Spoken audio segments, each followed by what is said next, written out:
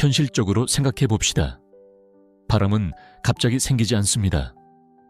아무도 잠에서 깨어나서 오늘 내 관계를 망칠 것 같아 라고 말하지 않습니다.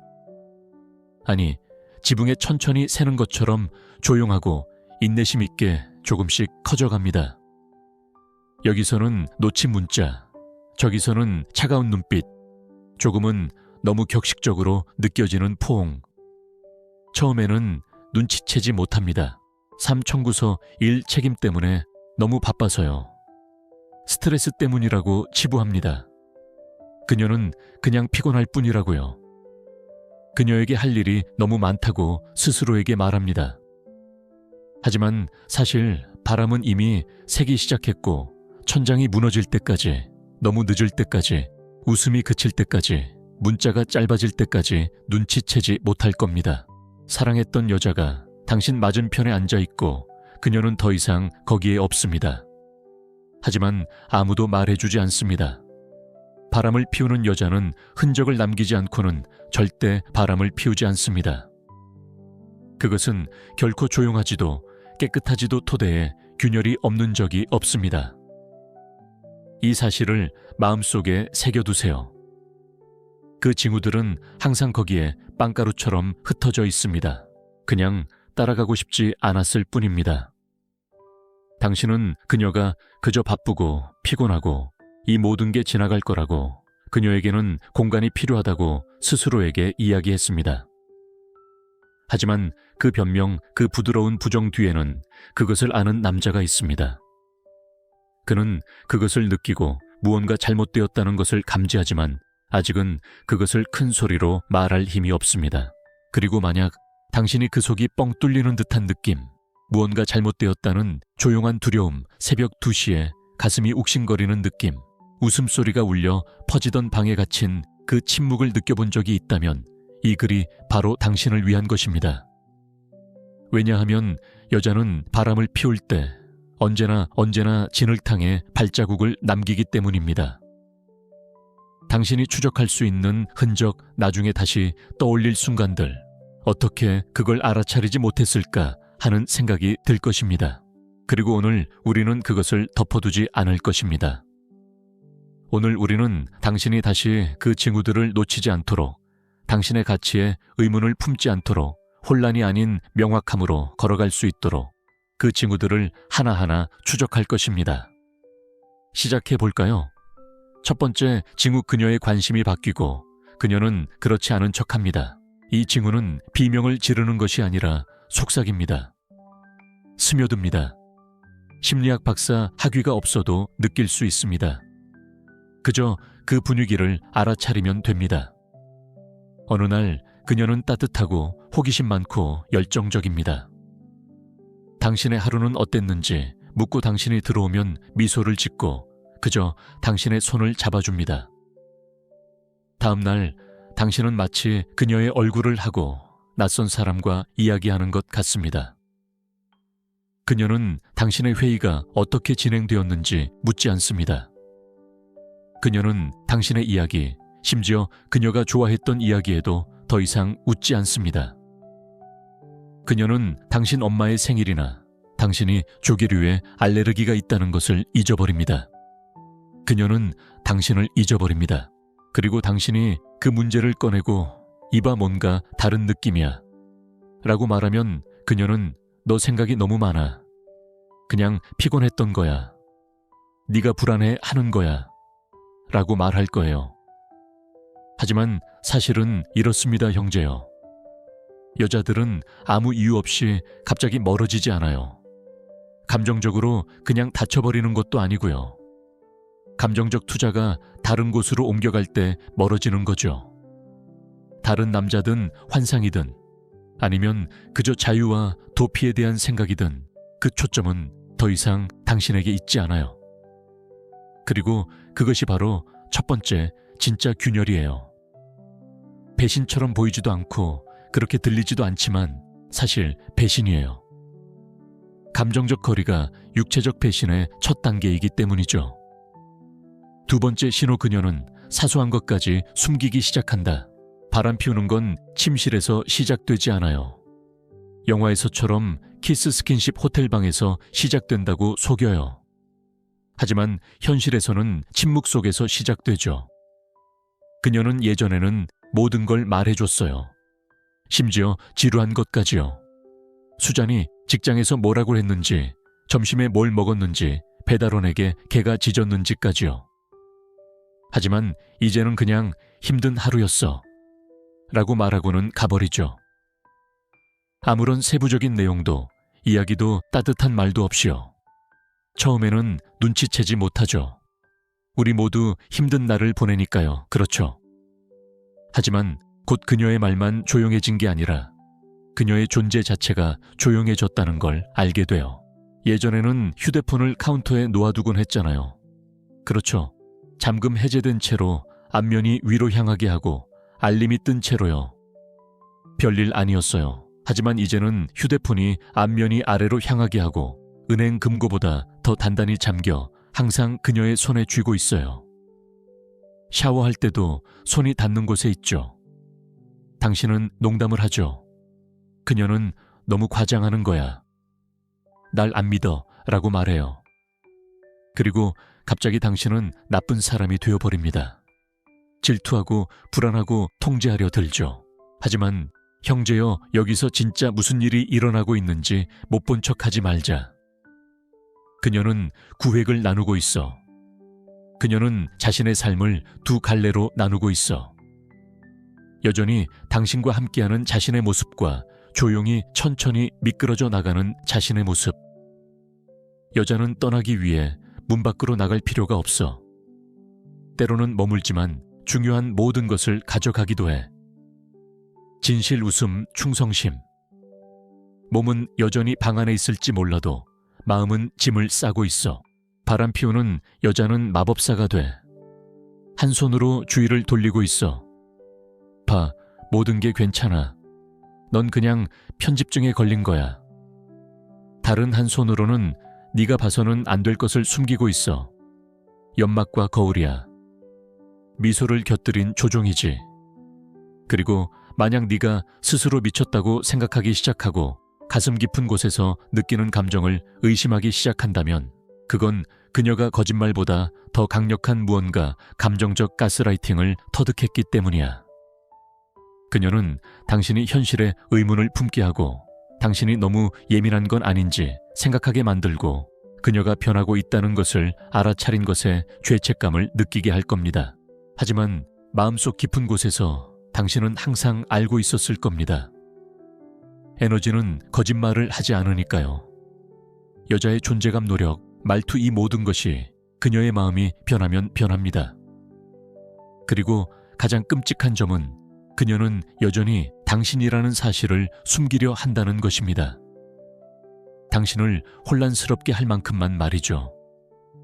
하지만 사실 그녀는 새로운 삶을 오디션 보고 있는 겁니다. 당신이 더 이상 주연을 맡지 않는 삶 말입니다. 그녀는 당신에게 말하지도 맞서지도 않을 겁니다. 그녀는 조금씩 사라질 겁니다. 그리고 당신이 알아차릴 때쯤이면 그녀는 이미 문 밖으로 반쯤 나가 감정적으로 자유롭고 책임감 없는 사람이 되어 있을 겁니다. 세 번째, 징후 친밀감이 사라지거나 변한다. 가장 큰 위험 신호 중 하나는 침실에서 무슨 일이 일어나는지 혹은 일어나지 않는지입니다. 친밀감 진정으로 원초적인 감정적 친밀감은 단지 섹스에 관한 것이 아닙니다. 연결에 관한 것입니다. 에너지에 관한 것입니다. 두 영혼이 서로 신뢰하며 만나는 이야기입니다. 하지만 여자가 바람을 피우기 시작하면 그 친밀함은 변하고 당신은 자신이 무슨 감정을 느끼는지 깨닫기도 전에 그 감정을 느끼게 됩니다. 그녀는 갑자기 차갑고 무관심하고 거리를 두게 될지도 모릅니다. 마치 당신을 만지는데 애를 먹는 듯, 당신의 손이 낯설어지는 듯, 그녀의 피부에 닿는 당신의 숨결이 더 이상 집처럼 느껴지지 않고 그녀에게는 이미 지나간 추억처럼 느껴지는 것처럼요. 그리고 당신은 스스로에게 내가 뭘 잘못했을까? 내가 변한 걸까? 그녀가 스트레스를 받은 걸까? 라고 묻기 시작합니다. 하지만 문제는 그보다 더 심각합니다. 때로는 그 변화가 정반대로 다가옵니다. 그녀는 지나치게 관심을 보이고 공격적이고 강렬해집니다. 그녀는 새로운 동작, 다른 에너지, 전에는 없었던 불꽃을 보여줍니다. 그러면 당신은 흥분하기는커녕 머릿속에서 이걸 어디서 배웠을까? 도대체 누구를 위한 거지? 라는 질문이 맴돌기 시작하면서 혼란스러워집니다. 그리고 바로 그게 반전입니다, 형님.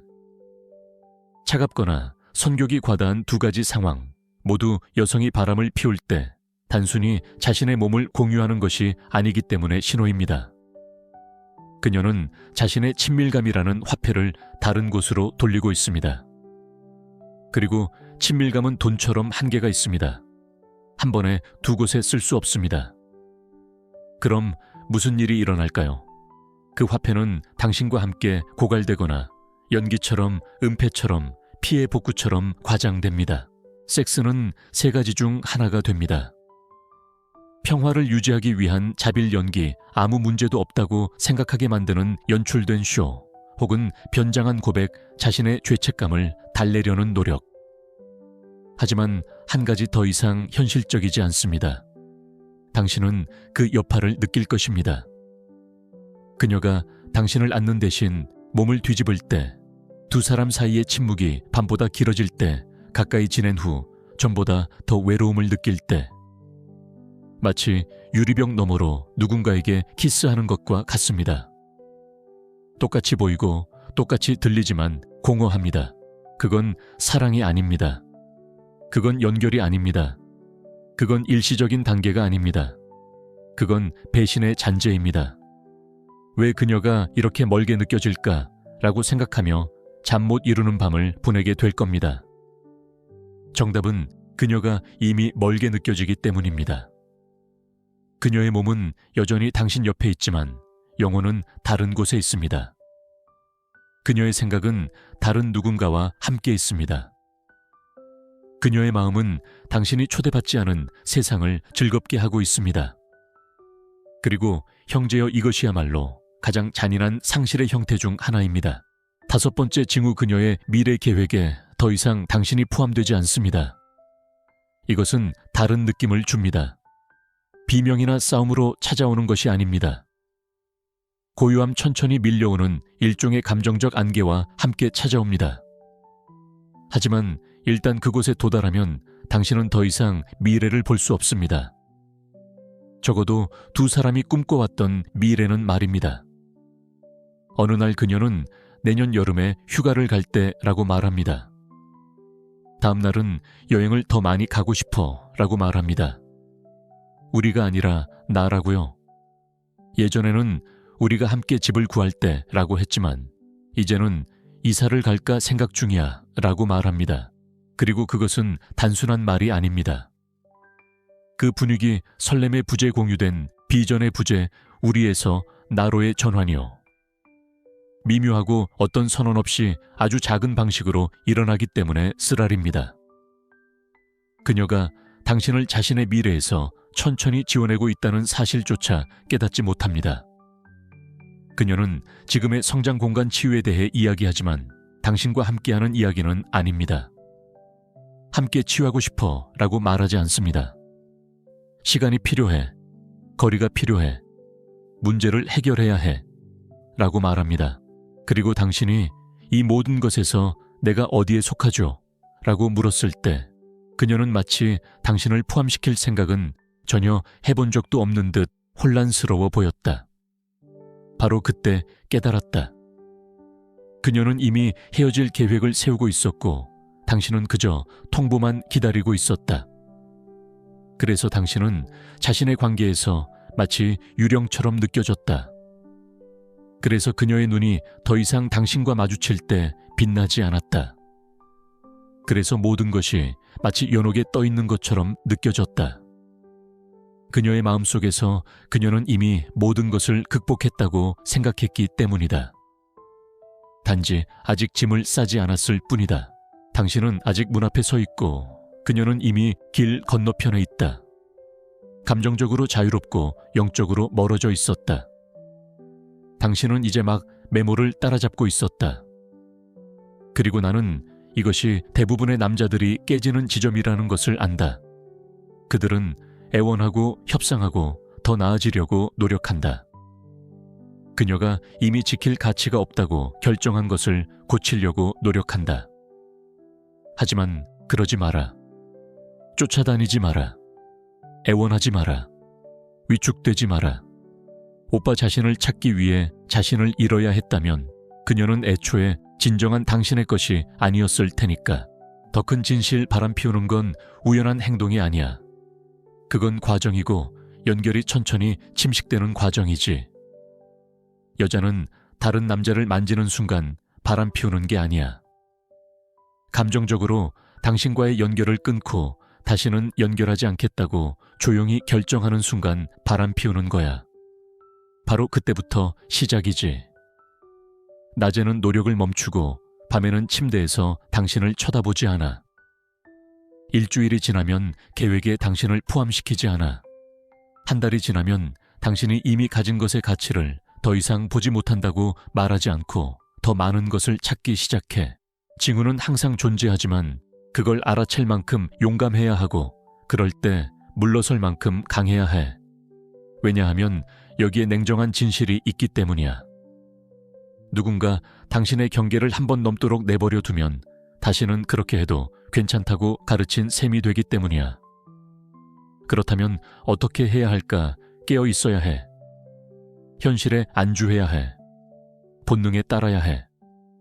그리고 가장 중요한 건 더 이상 충성심을 발휘할 수 없게 된 사람 앞에서 위축되지 않는다는 것입니다. 잠시 시선을 돌려봅시다.